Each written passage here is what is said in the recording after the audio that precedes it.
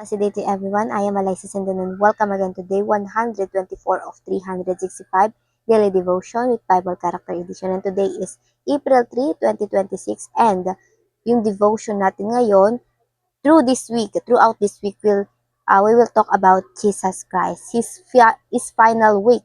And the highlight for this devotion is the meaning of tetelestai, a Greek word. And kung ita-translate natin sa English, ay it is finished. So also, this devotion will talk about the Savior who finished the work. And for our scripture for today, ito ay mababasa natin sa John 19 verse 28 to 30. And it says, later, knowing that everything had now been finished, and so the scripture would be fulfilled, Jesus said, I am thirsty.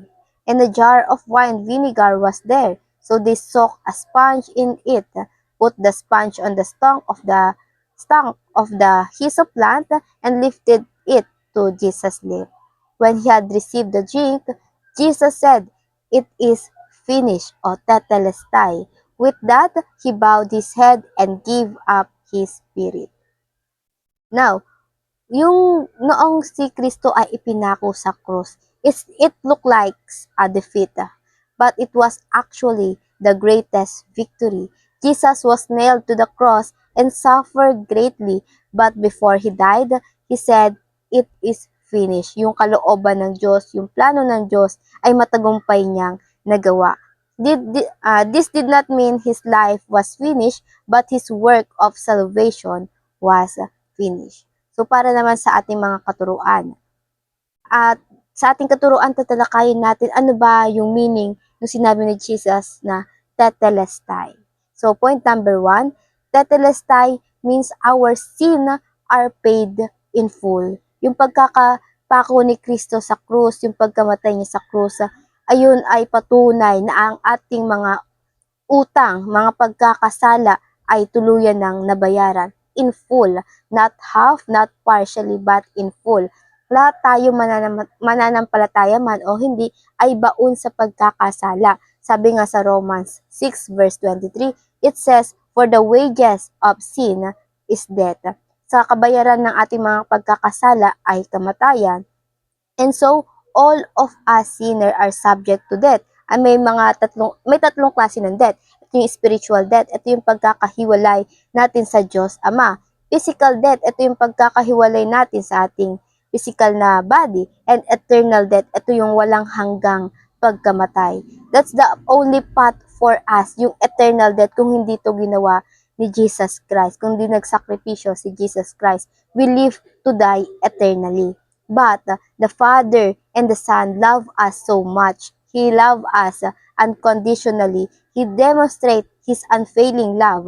Sabi nga sa Colossians 2 verse 13 to 14, ito yung summary. Sa kabila ng ating mabibigat na utang, yung mga kasalanan natin, God cancel all the debts of sin for us through offering His life to cross. So, nung ginawa ni Jesus Christ, yung pagpapapako sa cross, yung sacrifice ng kanyang buhay, lahat ng kasalanan natin na nakatala, lahat ng utang natin ay ibinura na ng Panginoon. Kinancel na yon lahat ng Panginoon.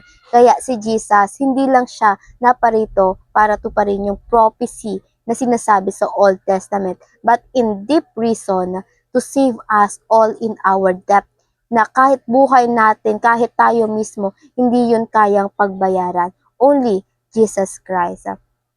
And pangalawa, tetelestai means mission accomplished. Nangyari na, nagawa na. Night before Jesus was crucified, nung nanalangin siya sa Ama, he said in John 17 verse 4, I glorified you on earth having accomplished the work that you give me to do. Ato nga, having accomplished the work. Though hindi pa tuluyang na-crucify si Jesus Christ, sinabi niya na He accomplished the work na binigay sa kanya ng Diyos Ama. Hindi pa man tuluyang na naganap, Jesus claimed it already. The Father's will accomplished by Jesus. And so, we must rejoice to that kasi ginawa ito ng buong buo, ng buong puso ng ating Panginoong Jesus. And for point number 3, tetelestai means the new covenant has begun.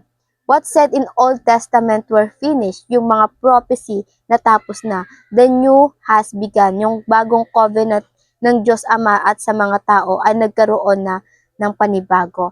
In the Last Supper of Jesus with His disciple, ito nga yung makikita natin sa Luke chapter 22 verse 20, through the blood of Jesus, we have all a new relationship to God. Dahil nga nakahiwalay tayo or na-separate tayo sa ating Diyos Ama dahil nga sa ating pagkakasala. God is so holy and hindi tayo pwedeng lumapit sa Diyos Ama nang makasalanan tayo. And so because of the sacrifice of Jesus Christ, His blood, na yung binahagi sa ating ng Diyos Ama ay ng Diyos is Jesus Christ, yung kanyang dugo ay nanumbalik yung relasyon natin sa ating Diyos Ama. Jesus restore us with the Holy Spirit that is now dwelling in us. Nung umalis si Jesus Christ, nung umakyat na siya muli sa langit, binigyan niyo tayo ng Holy Spirit na ngayon ay naninirahan na sa ating mga buhay. Kaya inihayag ni Jesus Christ, di na natin kailangan pa dumayo sa mga malalayong sambahan para mag-worship sa ating Diyos, magpasalamat, or mag-communicate with Him at malaman yung kanyang kalooban. Dahil si God, nakikipag-communicate siya through our Holy Spirit, yung binigay ni Jesus Christ. And the Holy Spirit, the one who guides us to live according to the Father's will. And now, para naman sa ating application, paano ba natin ito maisasabuhay?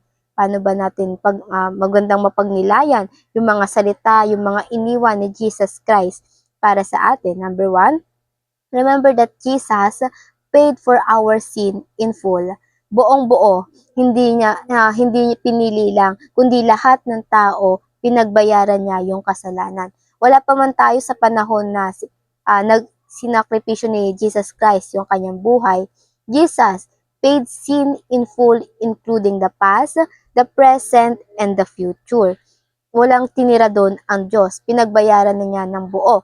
Kahit mga kasalanang magagawa mo pa lang sa susunod na araw or susunod na taon, lahat ng yon ay pinagbayaran na niya. Hindi, at walang kasalanan, mabigat man yan o hindi, walang kasalanang hindi kayang patawarin ng Diyos. Na kayang, hindi kayang abutin ang biyaya ng Diyos at hindi kayang hugasan ng dugong inialay ni Jesus Christ. And pangalawa, rely in the grace of God for salvation. Manalig lamang tayo sa ating Diyos. Only to God na makakamtan natin yung kaligtasan. Hindi tayo karapat-dapat, pero dahil sa biyaya ng Diyos, sa pagsugo niya sa nag-iisa niyang anak na si Jesus, we are now saved.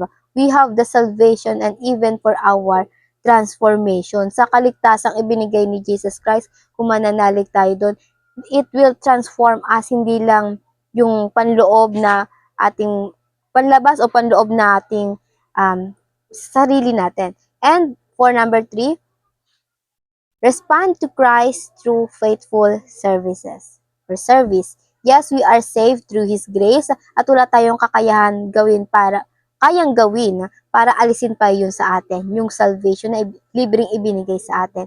Itong kaligtasan na ito ay eternally secure in the hand of God. But it doesn't mean na babalik pa tayo sa pamumuhay natin na makasalanan sa dati nating buhay. Itong buhay na meron tayo ngayon, this must be used to faithfully serving God. Ito sana yung purpose natin.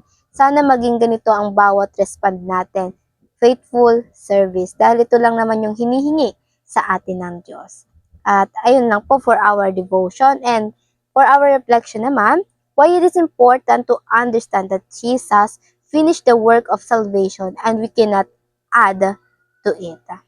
And before we finally end, let's have a closing prayer.